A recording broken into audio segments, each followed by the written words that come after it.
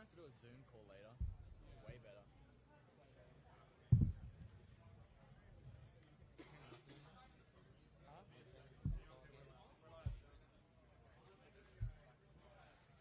Hey, the plane never lands. The plane's like.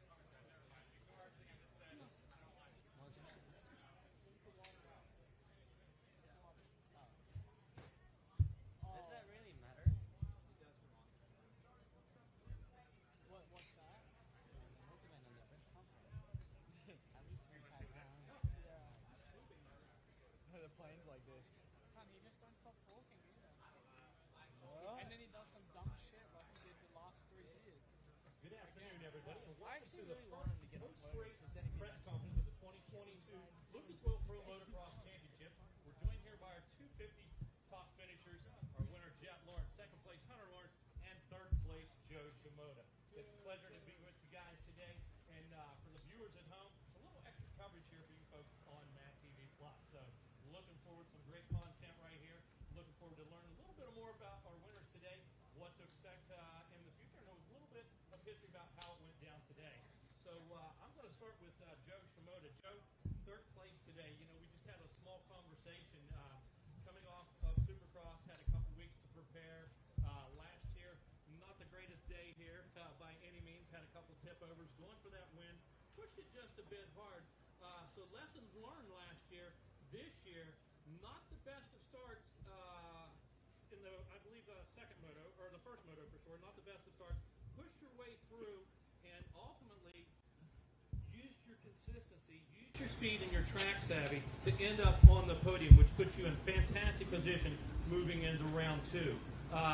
Did notice in the second moto, as you're battling with Hunter, it seemed like on the white flag lap, might have been an issue with the lapper. What was very tough for us to see from the podium, there was an inflatable right in front of that corner. So you guys want to tell us a little bit about that? Yeah, I mean, last lap, I didn't really know what he was gonna do. I just tried to go inside of the ruts, and like I do on the whole moto, but he decided to go for. And I lost some time there, but no, overall today was I think a great day for me, even though it's a third. From having a tough Supercross season, I feel like I hope I can get some groove back in. So it was a great day.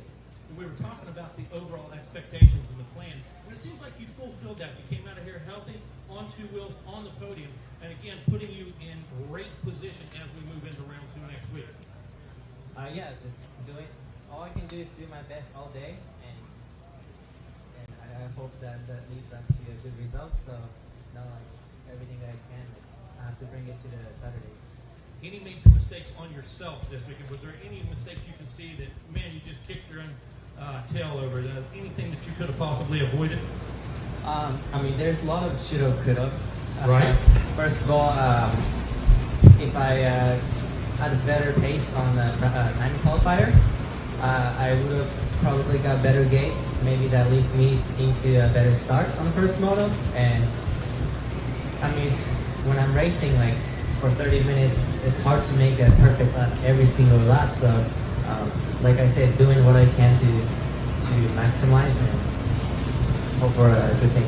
When you just led into my next question, you were always in a battle. You were always pushing. How hard was it to concentrate today? How heavy was the pressure? I mean, not too much of a pressure. I mean, second moto, yes, because Hunter was right behind me and pushing me and pressuring me. So tried to not make too much mistake. But at the end of the moto, he got me. So next time, I guess I tried harder a little bit. It was a great ride with a great finish, and again, sets you up in fantastic position moving into the rest of the season. Leave out of here with a podium position, and you have to be pleased. Yeah. Awesome. Hunter, had your work cut out for you on both motos. I believe about a 6th place start in the first moto, 2 or 3 laps, a little battling, put your head down, and the bottom line was you looked very cool and collected today, very focused. Again, didn't see any swirling mistakes of any kind whatsoever, and it seemed like you were just on the mission, and you're absolutely letting it unfold in front of you, and everything fell into place. Yeah, I tried to, learn a little bit from last year. Last year I was really out of the gate, like the first few laps, just like really hot and trying to push and make passes everywhere I could, and I ended up crashing both motos, and then obviously starting off the moto on a really bad foot, so I have confidence in my speed and fitness, so I just, try to let the race come to me a little. They had, a little water put down in some really slippery areas, so just kind of, the first two laps, obviously, the whole shot, I have to get going a little bit, but no, we did okay, and obviously the first moto, by the time I got into second, I had a pretty good lead, so it was just hit my marks, trying to just gain a little bit if I could, and staying pretty close to the second moto. I don't know, I knew he was out front, but obviously I had my work cut out in front of Joe. What was the sense of urgency when 32 Justin Cooper gets the whole shot? You see Jett take right after him. It looked like you were just kind of toying around a couple laps, maybe following him. What was the sense of urgency not to let those guys get away and to make a couple quick moves, but yet knowing that the track was a bit slick and it was the easiest time to make a mistake? How tough was that? Very easy. Two title contenders up front, and I think it was Seth and I can't remember who else was in front of me. And I'm like, I gotta get these guys as fast as I can. Get up there, Jett was behind Cooper, and just try not to let them get away, and they got away a little bit, and I got Justin, obviously. The same thing for the second moto, really. Seeing Jett out front, I think it was Romano. Yes. He was behind. I didn't know, I thought it was Cooper at the time, right. So I just tried to go as fast as I could, but it was tough. The track was really, there was so many lines, but it was really one line, in a sense, for what the fastest line around the track was, so it was tough. And again, a fantastic start. Basically, allowed everything to come to you. Made smart decisions today, but can you think of one moment, man, that was dumb? Is there any mistakes that you made by yourself, or did you force the issue any? Actually, no. I'm pretty happy with how, with the start. Obviously, I would have bettered my start, prepped the gate a little differently. But that's about the only thing I could change, really, because, both motos I was doing my best, best of my ability, so didn't leave anything out there, and happy, healthy, fit, love the bike, and ready for Hagertown next weekend. 2-lap card comes out. You're behind your buddy. You say, man, oh man, this is about pride right here. This, we're buddies, but this is where it's at. He's my pal, but I got to make it happen. Where'd the heart rate go right there with the 2-lap card come out? So I've been trying for, it felt like 20 odd minutes, behind. And then I see the 2-lap card, and I'm like, damn it, Joe. Come on. I got to find someone, and it was the second last lap. I didn't quite get any windows open, and in the last lap, I just went for it, and kind of sent it a little down the hill, and pulled it off. I got to tell you, it was an epic performance, a lot of fun to watch, and very impressive. And I can tell you this much: looking forward to seeing the three of you guys the rest of the season. Right now, Jett got a whole shot in the second moto. First moto, I got a second place start in both motos, right? Yeah, second place start. Looked so close in that second one. No, you guys were almost side by side. Did get edged out by Romano in that second one for sure. Was that a shocker to see the rookie up there up front? No, not really, because it's a kind of, every now and then you get a little lucky, the blind squirrel finds an acorn, so, and those bikes are obviously pretty fast, so it also helps, but, no, I was pumped. Going second on the both of the starts, that's like a whole shot for me, I feel like, because first I obviously had Justin, and at the start, like you said, I was kind of a little bit playing around, just kind of seeing where I could get him, and then found the spot. I was able to be getting him in that same spot the last, I think 3 races we've had there. It's kind of like my go-to spot, almost with passing Justin. But, and then, Romano was able to find, stayed a few laps behind him, but I think it was maybe 4th or 5th lap was able to find a spot and capitalize on it. Then from there, it was almost difficult because I had to go and set a pace where I could last the whole race, not make any mistakes, and it was hard because obviously you have no one else. I got a bit of a gap, and then you're riding by yourself, so you kind of get a little bit bored and that stuff, and I made a couple of mistakes, but I was able to bring it home safe, so. One of the questions I was going to ask, once you had the gap, how hard was it to concentrate then? You're trying to maintain pace. You're trying to hit your lines. Don't want to cross the line by any means and make a mistake. So almost just as hard to concentrate when you're out there by yourself as it is locked in that battle. Yeah, no, for sure. I'm always I always would know where most people is, so I could see Joe and Hunter in that second one. And, so I kind of always have that still bit pushing because obviously I can see where they're at and when they gain or when I gain on them, so I can kind of set my pace off of them and kind of just go, okay, I can do this pace and it can stay the same. Or when they pull me, it's like, oh, I got to get going again. So yeah, it's definitely, it gets a little boring sometimes, especially when you do it early. Then it's like, oh, the race feels so long, like the first one with Hunter and I, because we're clicking off like similar lap times. Then I bet, I was getting bored. I'm pretty sure he was also, but I'm pretty sure he had RJ right there, he said. But, no, it was good.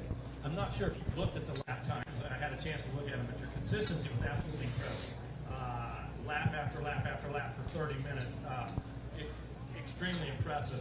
And to watch you do that, work your way through traffic, when we look back at it, it looked almost effortless. Did it seem that way at the time? I mean, no, it's, probably for you guys it looks effortless, but I'm definitely giving it a lot, focusing a lot and just kind of really focused on hitting my lines and finding my lines and then finding the flow of those lines. And that's what, I have fun with that because I can find a good flow and then I can just kind of play with the track and go from there. When you're relaxed, it's easy to see. That's what I mean. Almost made it look effortless because you were extremely relaxed, weren't fighting anything. It didn't look like, no struggle. So very impressive today for sure. Thank you. All right. I'd like to open the floor right now. Any questions for our top three?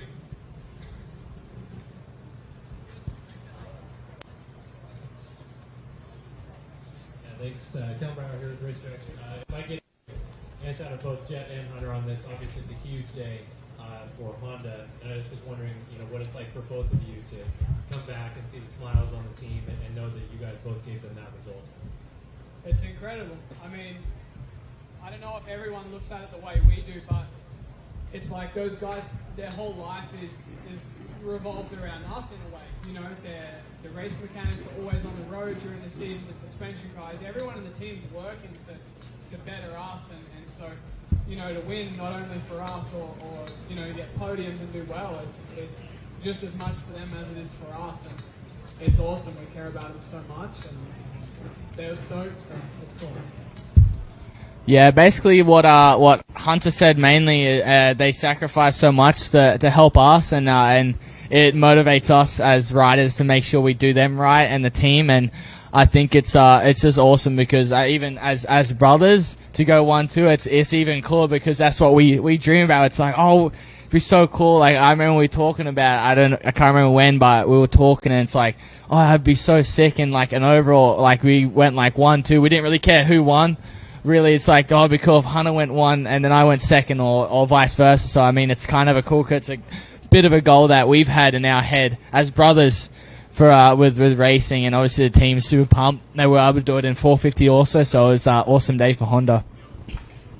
I have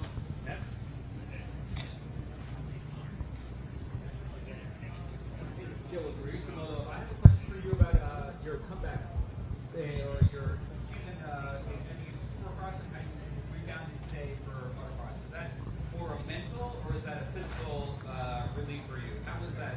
Is that a combination of just feeling really good on the track, or is it more of your training necessity? I mean, a little bit of both because, mental-wise, yes, I did have I would say, terrible season in Supercross. It's like, okay, I don't know if I can do this again, to get that pace back.